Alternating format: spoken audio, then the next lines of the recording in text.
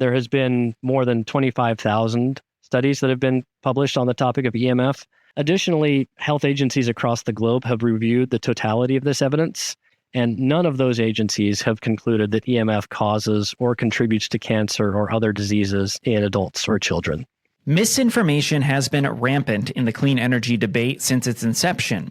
From the outlandish, such as solar panels actually being the cause of global warming by reflecting the sunlight back up into the sky, to others saying that living near a renewable energy project negatively impacts your home values. One that has really seemed to be taking center stage is the debate around the cables used to transport the power from renewable energy projects to the grid, especially around offshore wind and the electro and magnet fields that they produce. EMF. You might not have heard of it, but if you speak to an opponent of offshore wind, they will likely bring it up, and it's important that you are informed with the facts. This is Plugging In. I'm Barry Weigel. Welcome to Plugging In, powering our way to a brighter and healthier New York. I'm your host, Barry Weigel. Each episode on this podcast, we will discuss a different topic related to clean energy, explaining complex topics in a way you can understand. Become part of the community as we help to make a brighter and healthier New York. As the sun crests on the horizon, a new day dawns in our state. A new hope for tomorrow is rising, a clean future we create. Tomorrow we breathe easier, tomorrow the skies are clear. Today we are plugging in, the future of New York is here. Joining us now on the podcast is Benjamin Cotts. He's the principal engineer with Exponent. Ben has his bachelor's, master's, and a PhD in electrical engineering, and his bio includes a lot of words that even I don't understand, but I do understand that you are an expert in EMF, which is our topic for today. Ben, thank you for joining us on the podcast. Thanks very much for having me, Barry. I appreciate it. So we're going to lay some groundwork here. What is the definition of EMF? That's probably the simplest answer of the day. The definition of EMF stands for electric and magnetic fields, and they're produced by both natural and man-made sources, but I think we're going to be talking about the man-made ones mostly today. Yes. So where do we encounter EMF on a normal daily basis? EMF is found pretty much everywhere electricity is generated, transmitted, or used. And so they're pretty much everywhere in modern society. Because most of what we use in modern society uses electricity, it's everywhere. And each person's exposure to EMF is going to be defined by where they spend their time, what's in their location, and how much time they spend there. So common sources you might think of include electrical appliances, wiring in homes, electronics, office equipment, power tools. And in addition, you would probably think of overhead power lines, like the wood pole distribution lines you see lining many of the streets, and also the larger transmission lines that you might see a little bit less often. Those are all sources of both electric and magnetic fields. You might not see so often underground power lines. Those are out there as well, but in contrast to the overhead lines, underground power lines are really just a source of magnetic fields. Electric fields from those lines are blocked by the cable construction and also the earth around them. And so it's these underground lines that are most often, but not always, used in renewable facilities like you might see for offshore wind, battery storage, solar, things of that nature. So there's a difference between EMF and MF, is that? That's right. And that's you're leading me to the next point, which is most often we talk about EMF together, but really, for a lot of projects, we only care about magnetic field. Electric fields are also pretty effectively blocked by most common grounded materials like fences or walls, trees and shrubs.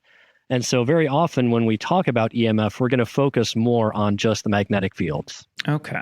So what are the sources of EMF related to renewable energy? The EMF from things like wind turbines or solar panels or the storage in batteries, those elements are pretty inaccessible to most people because they're so far away. They're in fences or far away from people. And because EMF decreases very quickly with distance, the sources that we're most interested in are going to be the power lines connecting those generating facilities to the electrical grid. Yes, and I think you're right. When people, opponents of renewable energy, bring this up, it is related to those cables that are transporting the power from the generating station to the grid.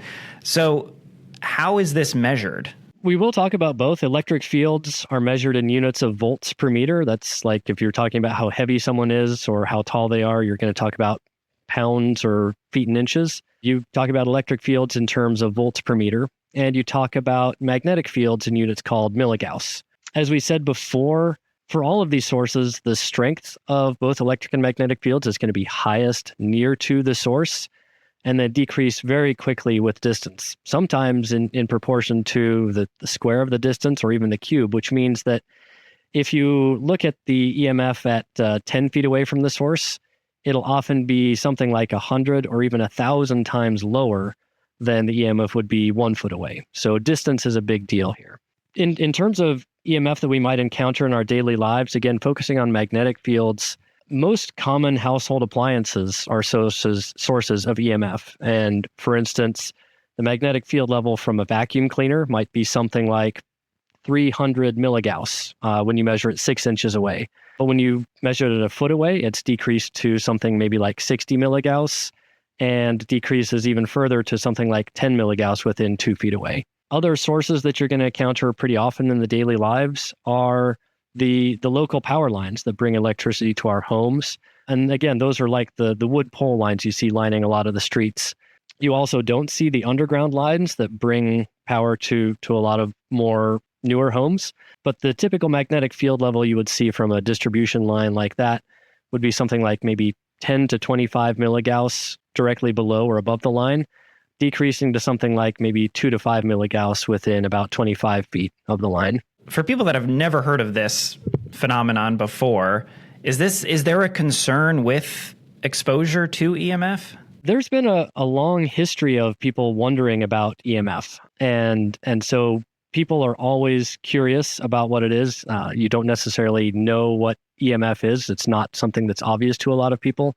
And so there has been a lot of work that's gone into looking at EMF and quantifying what the levels of EMF are from power infrastructure, like we're talking about here, or just individual appliances or other types of facilities or machines that you encounter in daily life. And is there a harmful concern or is there a risk to too much exposure? There are limits on EMF. There are limits in New York and elsewhere. New York is actually one of the few states that has limits on EMF. These were established from the late 1970s through about 1990.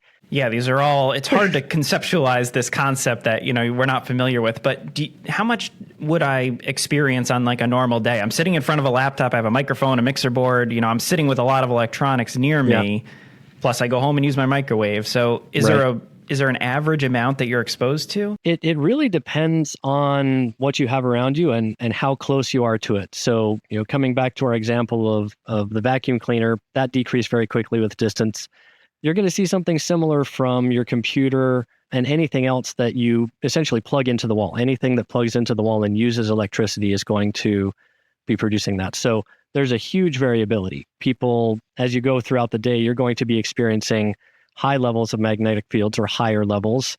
For instance, when you go to the grocery store and put your hand inside the freezer, that freezer is being powered by electricity and there are magnetic fields there. In the home, a typical level kind of in the center of a room away from any appliances might be something on the order of 1 milligauss or less. You don't have generally very high levels away from appliances. But as I said, when you get closer to those appliances within half a foot or a foot away, you might see tens or even hundreds of milligauss for that brief time that you're in close proximity to those facilities. And I know you're not a medical doctor, you're a PhD doctor, but is there anything people should be, concerned about in their daily life, taking away from renewable energy and power lines, but should I be worried about sitting too close to my computer for that reason? Thankfully for people like us that are not medical doctors or health scientists, there have also been health-based limits that have been developed by two international organizations. The two that I discuss most often are the International Committee on Electromagnetic Safety, or ICES, and the International Commission on Non-Ionizing Radiation Protection, or ICNIRP. I like to say that's quite possibly one of the worst acronyms in existence, but both groups are pretty highly respected, and they're both recognized by the World Health Organization and governments around the world for their expertise in this area. So let's get back to power lines. So when a developer or the Public Service Commission is approving a power line here in New York, is this something they take into account, is trying to limit the EMF that's radiated out? So the biggest factors for transmission planning are generally going to be things like safety and reliability. And when you think of safety, that's going to mean keeping the overhead power lines far above the ground and underground lines deep enough so that nobody is going to be electrocuted by inadvertent contact. Larger transmission lines are also usually placed on dedicated rights-of-way where no other buildings or structures are allowed to be built and people don't spend very much time. And this also reduces the likelihood that a typical person might get shocked, or that something like a tree falling on the line would reduce the reliability of that line. And related to that, as we've discussed a couple of times now, distance is one of the biggest factors that influences the level of EMF. So these same factors of safety and reliability, which are the goals of a lot of transmission planning, also significantly influence EMF levels. Is EMF something people should be asking about when they see a project being proposed, or is this something that's covered under the regulations, or even it's not enough of a risk to even worry about? As an engineer and a scientist, I'm a big proponent of people asking questions and learning more about things. So I think it's always great to ask these things, but I do think it's helpful to know that there are these limits on exposure to EMF that have been established by these organizations, and the levels of EMF that they've determined are safe and are not going to cause any adverse effects are far, far higher than you would see from any kind of typical transmission line project. And they're even higher than what you'd find in most occupational environments.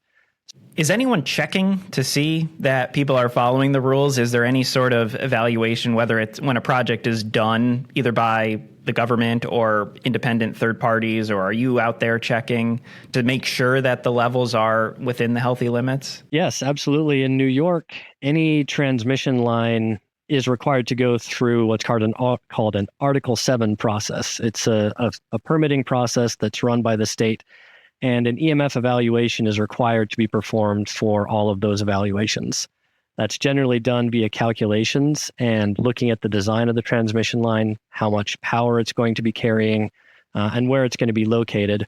And as I said, the New York limits do require that a transmission line cannot be built unless it meets the requirements set forth by the Public Facilities Siting Board. And I hope this goes without saying, but it's universally accepted that the limits that are in place by New York are under what would be considered unhealthy. So if the rules are being followed, which you said that there is, there's people checking, then I shouldn't have to worry about being exposed to too much. Correct. As I said before, the New York limits were based on maintaining the status quo at the edge of the right-of-way. And just to review, those were 200 milligauss at the edge of the right-of-way. These two scientific organizations I discussed have basically looked at the last 50 years of research and identified effects that occur at very high levels, far higher than you might see in daily lives. And that's what they've set their health-based guidelines on. And just for reference, those health-based limits are between about 2,000 and 9,000 milligauss. So the New York limits are about 10 times below that. And the actual levels that you see in most cases are even far below that as well.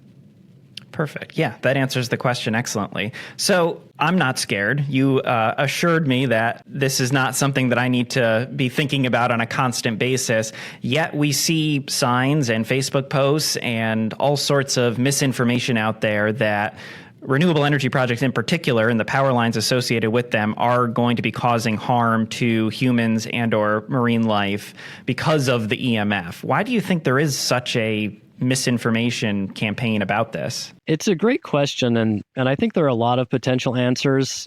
In my opinion, it can often come down to a couple of things. First, EMF are not very well known or understood by most people. You can't see them, smell them, touch them, taste them, feel them. And people are naturally a little bit distrustful of things they can't interact with directly. There's also been a long history related to EMF research and health. And some early research back in the 1970s, late 70s, showed an undetermined relationship between estimated magnetic field levels and particular forms of leukemia.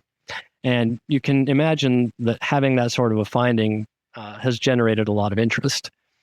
In the nearly half century since that initial study, there has been more than 25,000 studies that have been published on the topic of EMF, and the strength of that initial finding has decreased substantially. Additionally, health agencies across the globe have reviewed the totality of this evidence.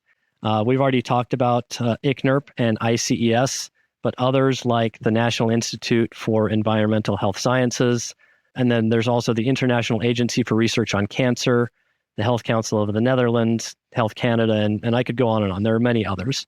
Many of these agencies have reviewed all of these studies, something on the order of 25,000 studies, and none of those agencies have concluded that EMF causes or contributes to cancer or other diseases in adults or children. The other aspect about this is probably related to the modern internet.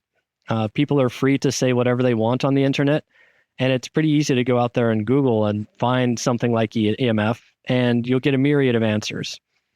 And for that reason, I think it's really important for people to consider the source of what they're reading. And personally, I find the World Health Organization has done a pretty good job on this topic. They review the history and the current state of the science in a nice summarizing way that's accessible to most people. And their current website has a nice summary, which says something to the effect of, despite the feeling of some people that more research needs to be done, scientific knowledge about EMF is now more extensive than for most chemicals. And they go on to say, based on a recent review of the scientific literature, the WHO concluded that current evidence does not confirm the existence of any health consequences from exposure to low levels of EMF, like you would see for instance, below these levels set by ICNIRP and ICES. All right. Well, that was definitely an interesting perspective. I can sleep at night not worrying about EMF now. And I think you hit some good points on why the misinformation has been so pervasive in our culture. And I think, social media has been a tough thing to try and overcome in the misinformation space. But I appreciate your time, and thank you for joining us on the podcast. Thanks very much for having me. I appreciate it.